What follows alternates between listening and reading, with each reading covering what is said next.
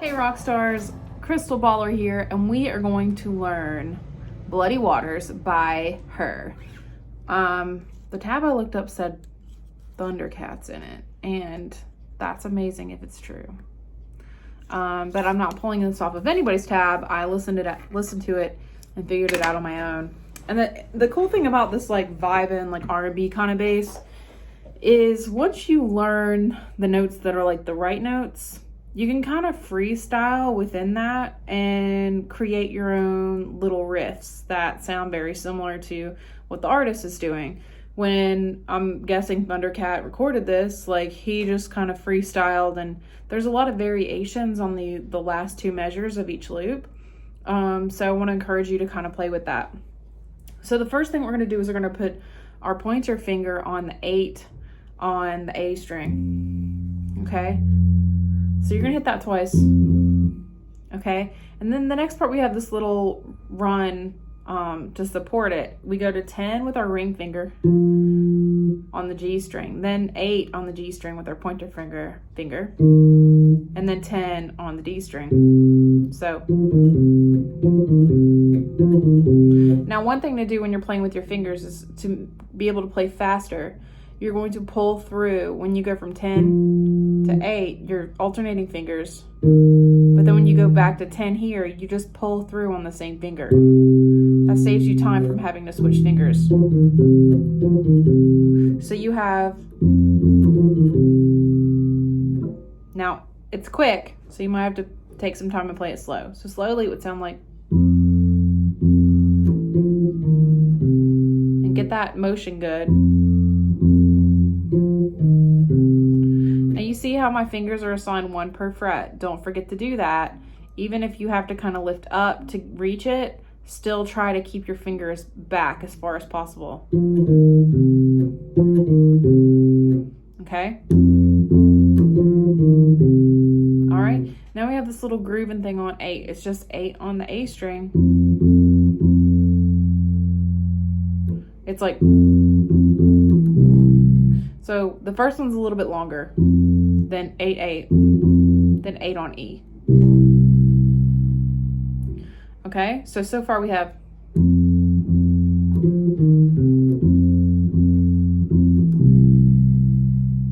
all right. The next part, let me play that a little faster too. All right, the next part is, okay, so 8s again, 8, 8, 8.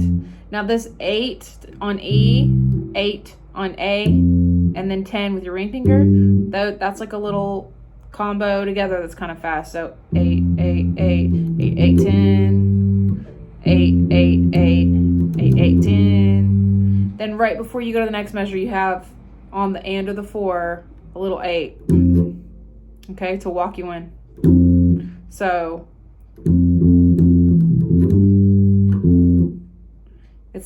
it's on that upbeat, so make sure you play it like right before you transition. Cool? Okay, so all together so far we have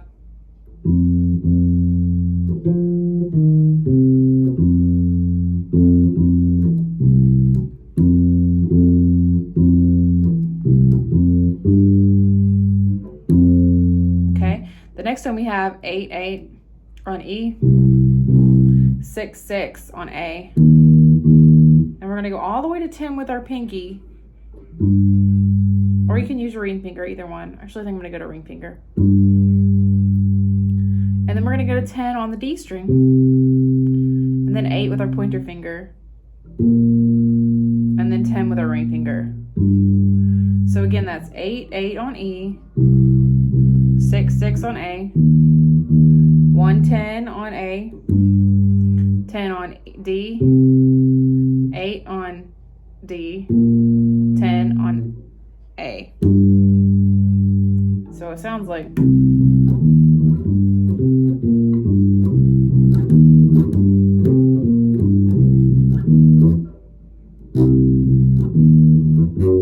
oops. Okay, so back it up. Okay,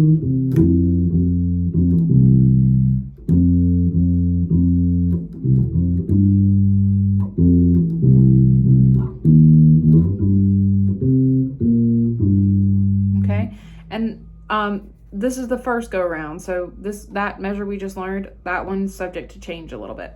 Next you go to 10 on D twice, then 8, same string, 10 on A, 8, 8 on E. Now we're going to walk back up to where we started by going from 6 on A, then 8 again. So that last one is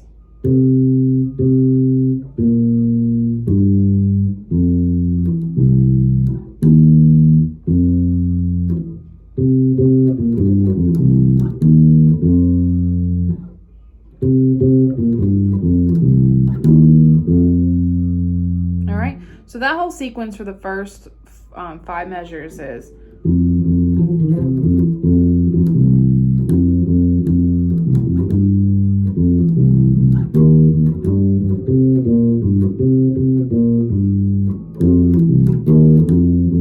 kind of messed up on the end there, but you get the idea. All right, do it again.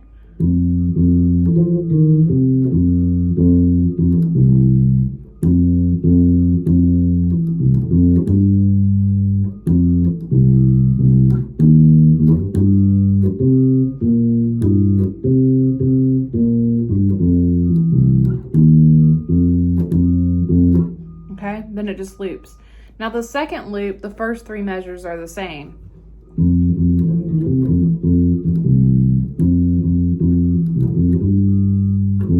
Okay, and then it changes after that.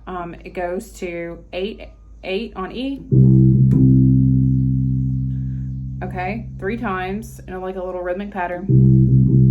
Then 10, we're going to do the 5th in the octave on that. 10 on A, and then 10 on D. So you play it 4 times, da da da da, then 8 on the same string, and then, well, let's do that together.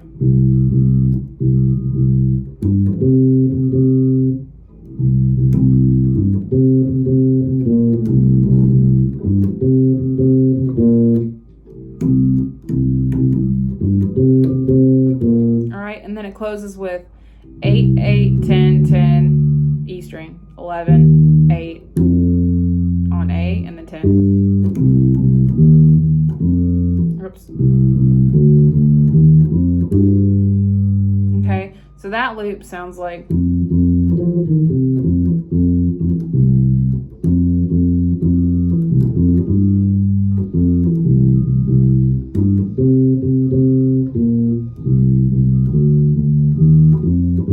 then it starts over with the first one. What?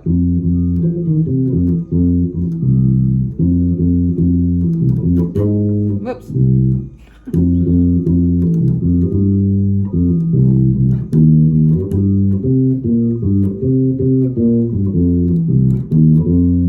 Okay, so the key here is get the first 3 measures like solid, because that's like never changing. That whole thing plays throughout. Then it alternates from like walking down to walking up, and there's little variations in there, and it's worth it to try to like play around with figuring out your own. So you know what notes are like right sounding in this, right? We have the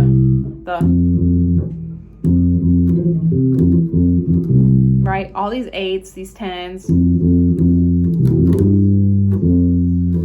then that 6. And I don't know if you're noticing this pattern here, but we've got this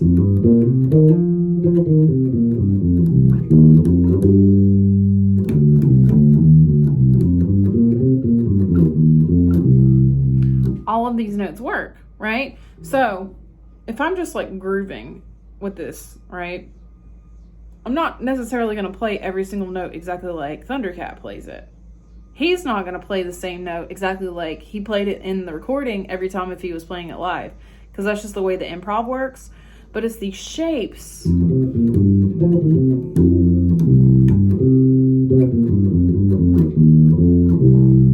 As long as you come back to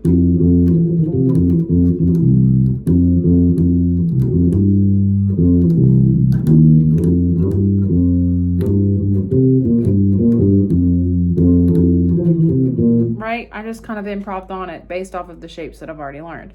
So it's a cool thing to mess with. And that, you know, that shape of this root, the root, the fifths and the octaves, you'll notice the only one I'm not playing as much as this one, but this shape, get comfortable playing those. And you can do that by just doing like a quick like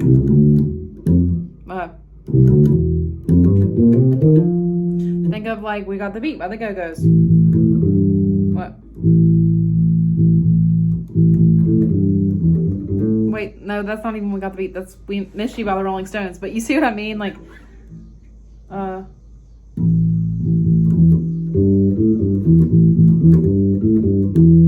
there was, you know, 2 more different songs that are written in that style where it's like within the shape of the, you know, it's this interval. There's like 1 full interval between. And you can play around with that. And by doing so, you're going to learn so many songs. You get to the point where you play it so much like I am now. Like I could hear when I first heard the song, I'm like, oh, there's the root, the fifth, and the octave. It's this very specific pattern of notes that just, they sound great together. And the cool thing about a root, playing a root, the fifth, and the octave together on a bass is if the guitar is playing a minor chord or a major chord, it doesn't matter. The fifth pretty much goes with everything, and the octave will go with everything too. So you start to avoid those weird notes on the bass.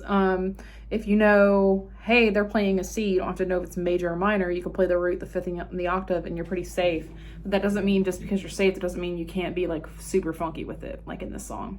All right, thanks for playing with me, and I hope you're enjoying yourself. Please comment below. I'd love to see your videos of you playing this or messing around with the root and the fifth and getting funky with it on the bass.